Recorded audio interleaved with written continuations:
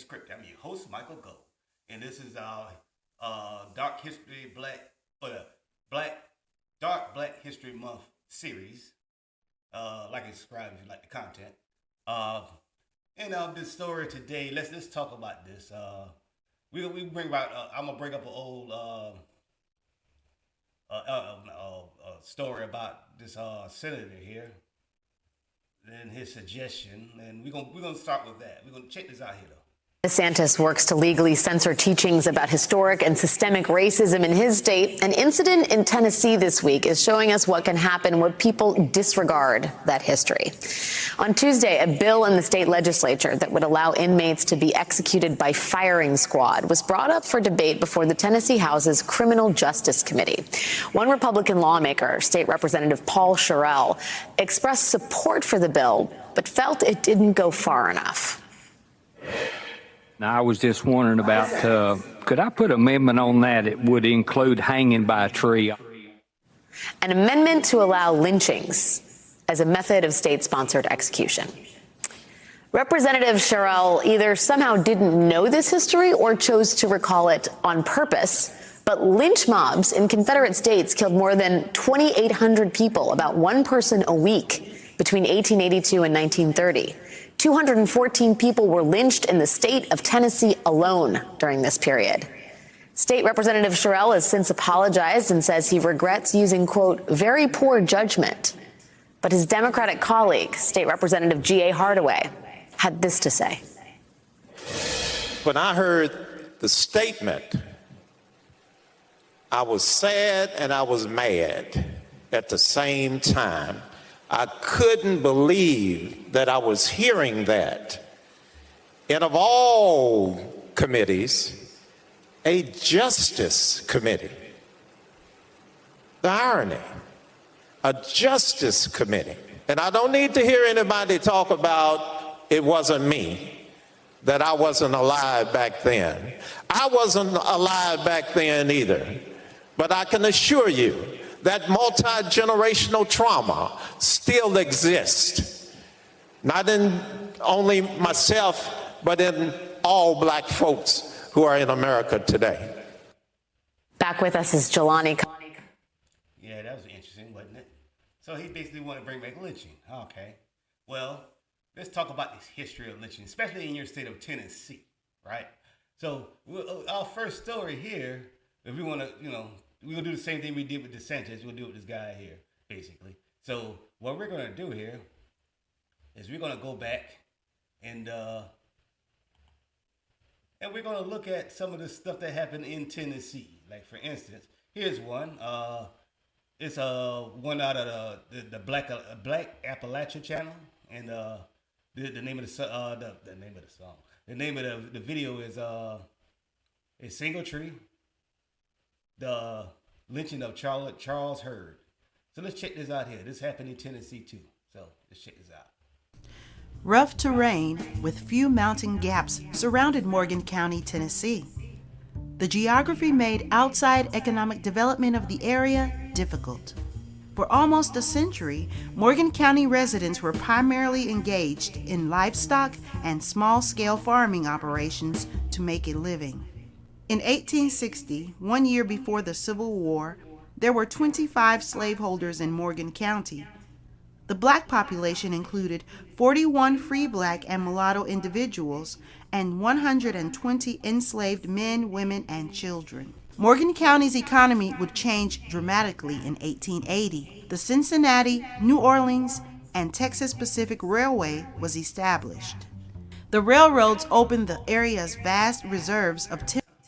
Oh yeah, by the way, this video is basically at the beginning here. It is telling you about how the scenery and the ambiance and whatnot of the area at the time, what was going on and whatnot. But I want you to notice about one thing about every lynching story that I present.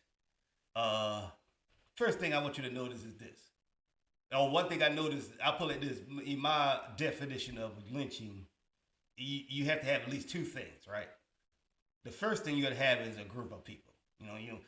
Out of all the recorded history, I ain't never heard, and probably nobody else ever heard, of one white guy lynching one black guy. So you got to have a group, first of all, have a group. Second thing you got to have, in my opinion, to call it lynching is, how should I put it? Governmental participation. Let's put it like that.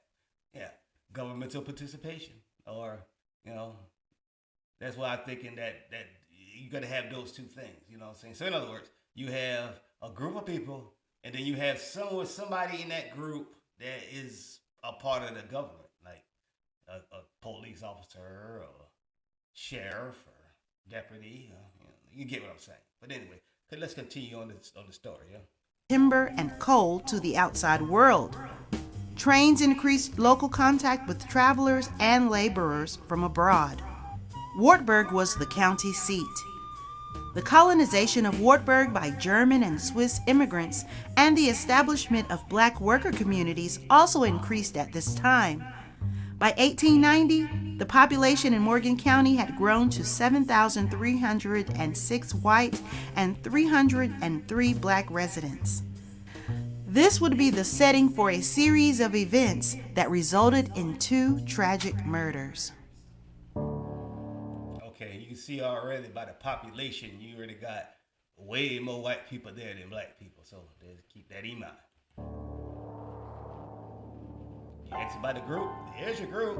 On November 14th, 1895, near Joinersville, Joseph Kelly was supervising black farmhands in his father's potato field. Joseph was the son of a wealthy landowner. Reportedly, there was a strong disagreement between the young boss and one of the workers, Charles Hurd. Later, Hurd would be described as a rather green sort of a Negro, brought from Pikeville by Schaffer, Watkins, and Nichols, and is one of the kind of Negroes that needs a regular railroad boss to handle. So basically what I heard out of that right there was he called him stupid by calling him green, and then basically he was saying that he needed a boss to handle him, so he needed some sort of, he can't do shit for himself. That's what it sounded like to me. That's the way they thought of him. So there we go. According to newspaper reports, Mr. Hurd approached Joseph Kelly from the back with a single tree. A single tree, also called a whiffle tree, is a wooden bar swung at the center from a hitch on a plow or wagon and hooked at either end to the traces of a horse's harness. Hurd crushed Kelly's skull, placing him in a very critical condition. According to newspaper accounts, Joseph Kelly was a bright and active man of genial disposition and a universal favorite of all, and was enrolled at American Temperance University in nearby Harriman, Tennessee.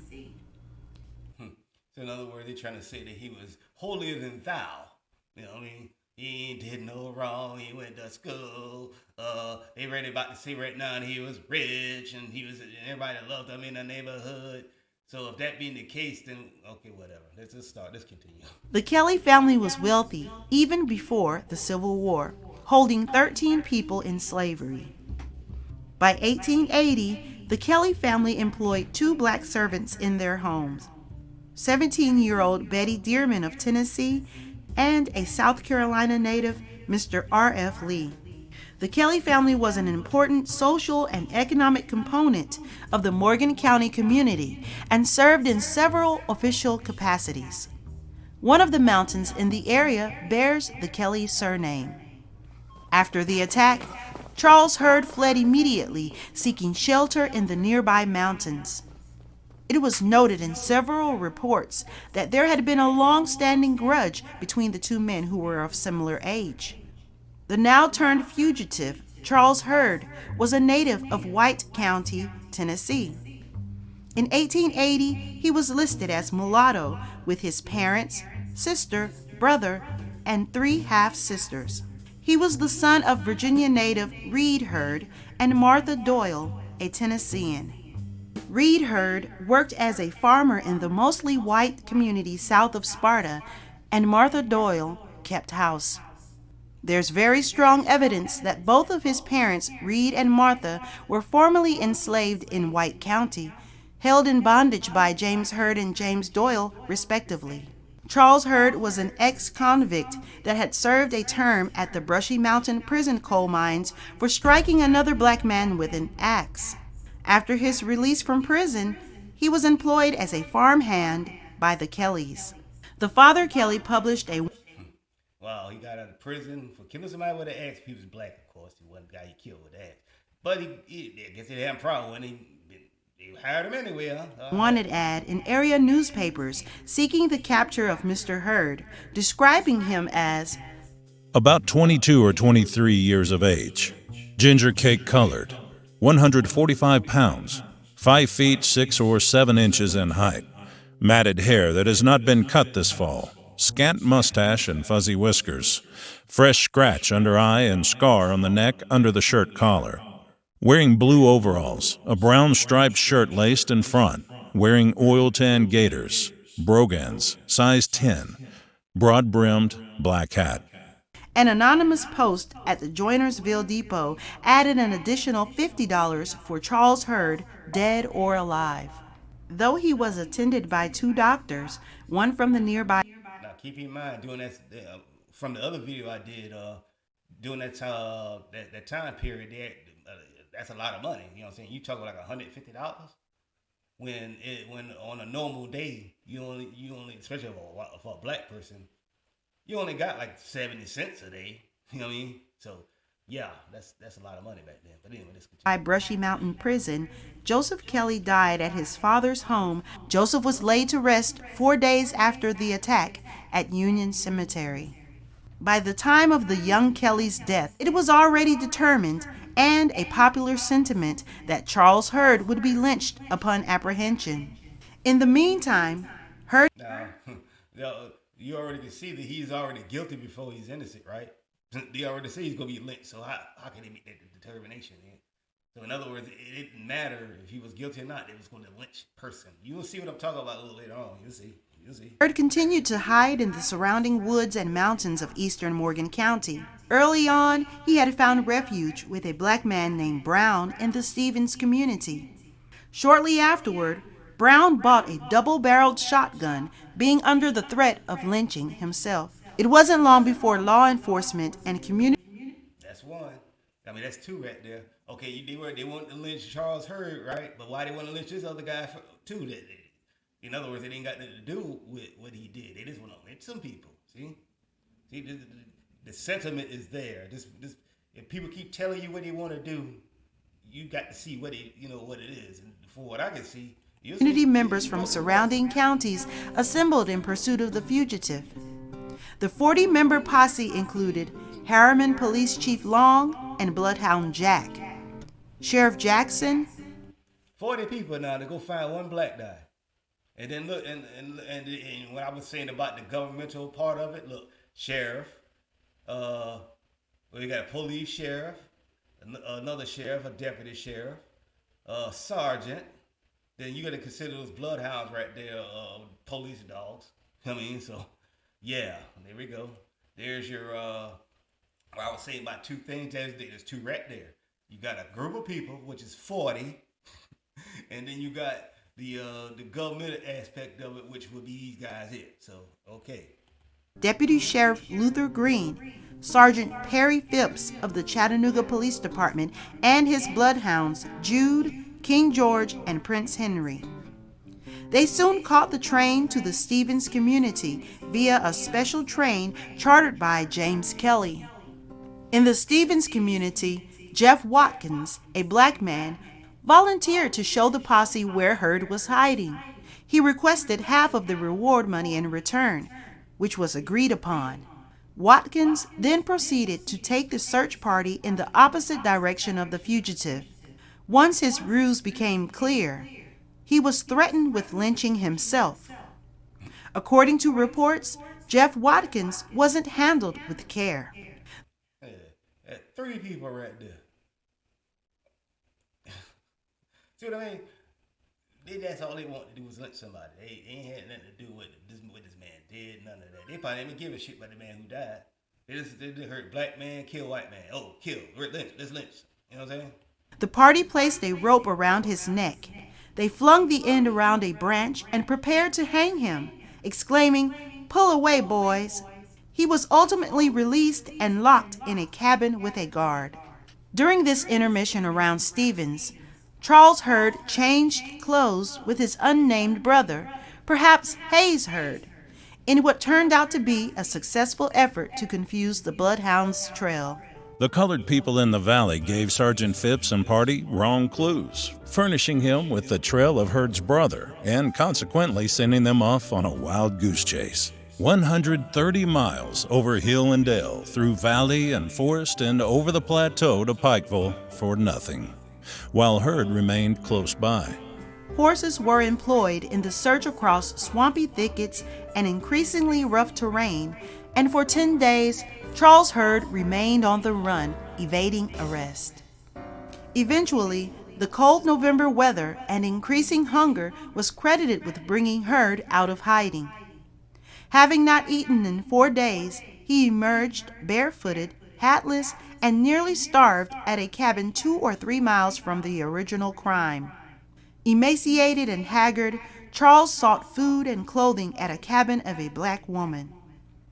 The woman sent word to a neighbor, and the cabin was surrounded while he ate.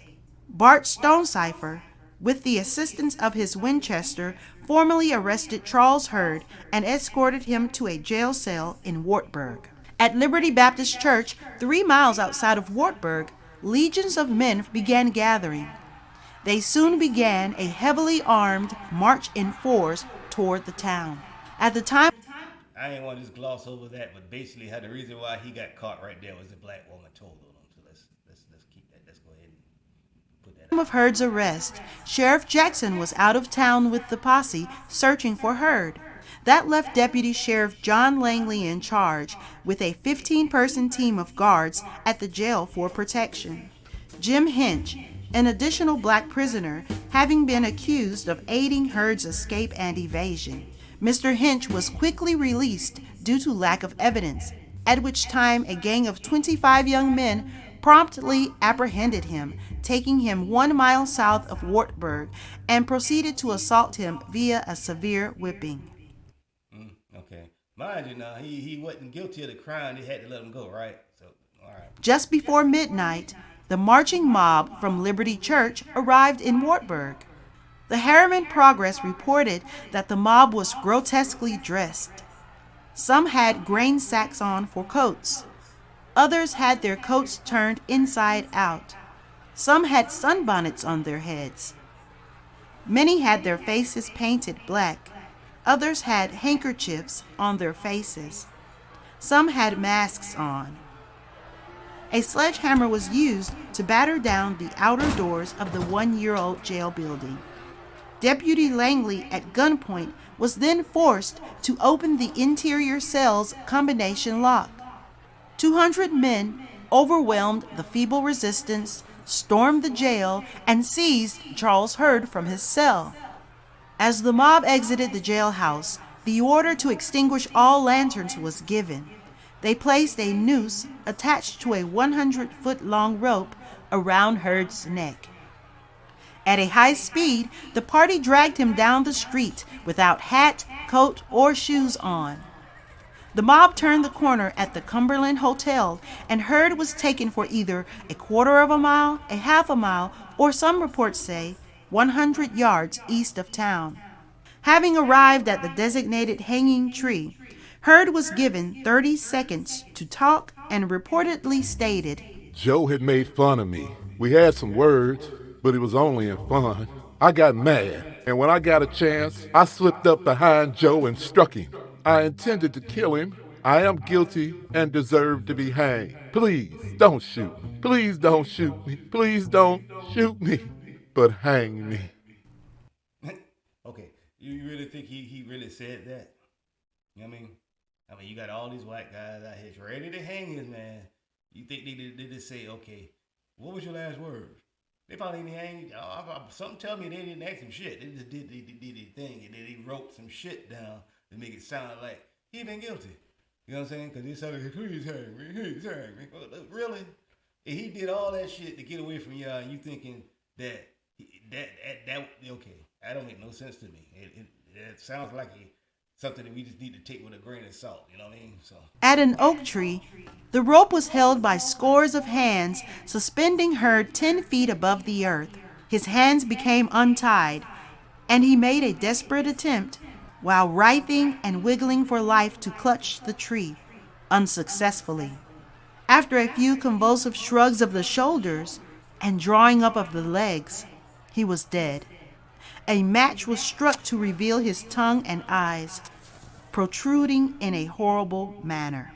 Charles Hurd's request not to be shot was granted. The residents of the house the murder was conducted in front of requested that the body be removed. The murderers took the body down and rehung Hurd several hundred yards away on another tree with a note stating, "Don't take the body down."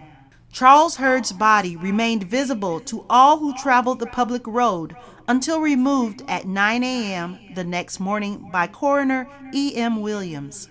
He cut down the hanging body and now, mind you, every time they do a hanging, they always want to put it in some way they can, people, well, black people can see it. So I mean, so if it's like more or less like a fear tactic, you know what I'm saying? But you can see through that kind of shit when you know what it is. Here we go. prepared Hurd for burial.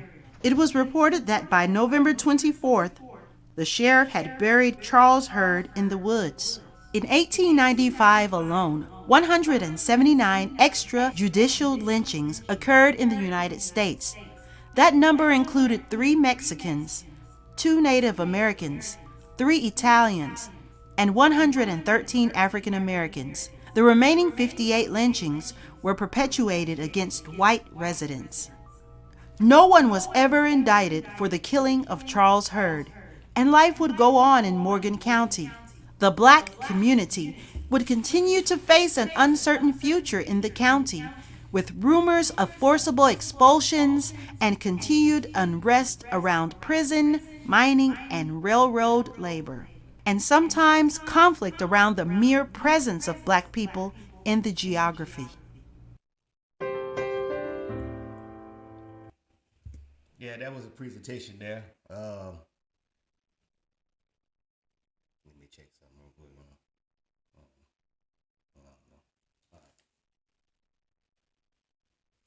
All right. Okay, that was the presentation there. But by the way, just check the channel out, Black Appalachia. That's where I got the video from. Well, let's go ahead and let's continue on this, because there's another video I want you to check out. This from the Young Turks. And just check this story out here real quick. The world can't get enough of John Wick. Amen. It's glorious and epic in scale. John Wick transcends icon status. John Wick, Chapter 4, rated R, March 24th. He's a veteran investigator, and he was talking to this gentleman, basically getting his side of the story about how this gentleman's mother was left to die because she was African American, and the person who was supposed to be working on her wouldn't give her CPR because of that. So he's getting all of this information and getting the full story from him, and then all of a sudden starts asking him a lot of crazy questions. This dude, Sewell, because you don't know him, so we don't care about his first name. William. Oh, thank you. He says, the first thing he said to the guy is, "Have you ever been in a penitentiary?" To which Sean Mullen said, "I find that very insulting, actually." Then the guy launched into a story about how they used to, he has ancestors from that part of town that were part of a lynch mob, and they lynched a young black man, and they skinned him. And he was very proud to tell this man that they each took pieces of skin off of the man's back and used it as a knife sharpener strap. Mm-hmm. And I don't know how you don't take that as some kind of threat, some kind of emotional, physical any kind of threat. I would But he be- certainly did. Yes. I would be too confused to be threatened. But but there's a punchline, because when they asked Sewell about this, he said he insisted to the station that he was just trying to convince Mullins and the others in the meeting that he understood what racism was like. Okay, so now the thing is, I could have found. That is a little tidbit I want to add into. That's pretty crazy what he said, but it's true, because there's a lot of other lynchings that happen and people took parts of the body or whatever, that is kind of sick people is back then, but it's, let's continue here. Here's another lynching we're going to talk about here. This is Jesse Lee Bond out of Memphis, Tennessee. Let's check this out here. That's my great-grandmother right there. In Shelby County's oldest black cemetery. 1860, 1853. Dates marking a storied past of suffering. When I walk through the cemetery, tears come down my eyes because I can feel the pain that my family has gone through over the years. Through the crumbled concrete, there's one spot bare. I'll probably put the tombstone probably in here. Another date, April 28th, 1939. He was lynched at the Wilson Feed Store in Arlington. Ronald Morris is the nephew of Jesse Lee Bond. His uncle is buried just a few miles from where the then 20-year-old's life tragically ended, here at the S.Y. Wilson. Hey, mind you that black senator in that I ain't know who senator, this politician, the black politician that was on the video in the first video. Notice remember he said that people wasn't alive at that time now. Remember he said that shit now. Store. Uncle Jesse had to come to the feed store as many sheriff corporals of that time came and got goods, and then they put it on a ledger, and then when the crops came in, they came in and paid. But Jesse wanted a receipt, and they didn't like giving out receipts to people of color because they would gyp them and cheat them. So what happened was Jesse demanded a receipt. The young Wilson was there, and eventually he got a receipt. But that would prove a deadly ask. Old man Wilson got angry. He said, go and get that person and bring him back here to me. When he came back, they began to shoot him and reel him to the outhouse. They took him, drug him, castrated him, and staked him out in the Hatchet River. I think it was somewhere in this area. John Ashworth works with the Lynching Sites Project of Memphis, documenting the horrific acts throughout Shelby County. And we now know about 35 lynchings that occurred. Bond is one of them. So there are people still around to this day that are, that was 1939. But still, not a lot of people now know what happened in the building that was once on this slab, or the rage that rested on the river. We know who did it. They knew who did it. The sheriff knew who did it. Everybody knew who did it. They covered it up, and they say it was an accidental drowning. How can you have an accidental drowning and you got bruises and bullet holes all through your body? In fact, in a commercial appeal article from January of 1940, the headline reads, two men, Charles bullet holes too? How the fuck the headline reads, the hell? Knew who did it. Everybody knew who did it. They covered it up, and they say it was an accidental drowning. How can you have an accidental drowning and you got bruises and bullet holes all through your body? In fact, in a commercial appeal article from January... You know what? There's something that reminds me, too. They actually had a recent story. Like, I just heard of the story, last week? That they found the guy that was... They said he drowned in 2 feet of water. But the dude was 6 foot tall, right? But the thing is, okay, if that was true, then when you found the body, but when he found the body, here's the thing: when he found the body, the face was caved in, right? So only way that can happen is if somebody crushed the skull. You know what I mean? If all of the bones are crushed here, and that's the way that caves in. So okay, they found the guy with his face caved in. They try to call that drowning. Nah. So we got a case right now today that I'm probably gonna look into that more too. when I get more information. But anyway, let's continue here. January of 1940, the headline reads, 2 men, Charles Wilson and William Johnson, exonerated of murder charges for killing Bond, even saying, quote, no wounds or marks of violence were found on his body. But this is an all-white jury in the early 1930s and early 40s. They weren't going to convict them. While Jesse never got justice, there's some good coming out of sharing his story and others like him. Is that we have created a space where people can have honest conversations about the past. No matter how painful it can be. It robbed me, my brothers, my sisters, my cousins, from enjoying one of our uncles. Then that leaves a scar in your heart.